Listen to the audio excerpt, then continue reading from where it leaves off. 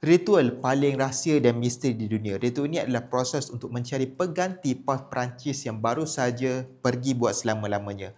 Proses ini diberi nama conclave. Semasa proses ini, semua kardinal akan dikurung di satu lokasi rahsia dan biasanya di Capella Sistina sehinggalah Paus baru dipilih. Salah seorang kardinal yang dipilih mengundi ini adalah dari Malaysia, iaitu Datuk Seri Sebastian Francis. Pengundian ini dijalankan secara rahsia dan proses ini boleh jadi berhari-hari ataupun berminggu-minggu. Dan di atas mereka ni ada satu lukisan agung yang dikenali sebagai The Last Judgment.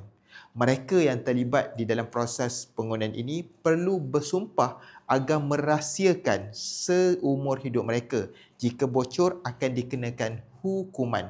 Undian akan dilakukan setiap hari sebanyak 4 undian satu hari. Selepas setiap undian, kertas akan dibakar dan sekiranya asap yang keluar itu adalah hitam, maksudnya tiada lagi paus yang terpilih. Tetapi sekiranya asap putih yang keluar, itu maksudnya paus baru dah dipilih. Paus baru yang terpilih akan dibawa ke satu bilik khas dikenali sebagai Room of Tears.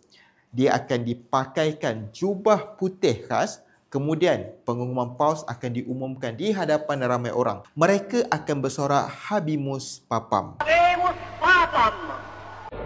Habemus Papam.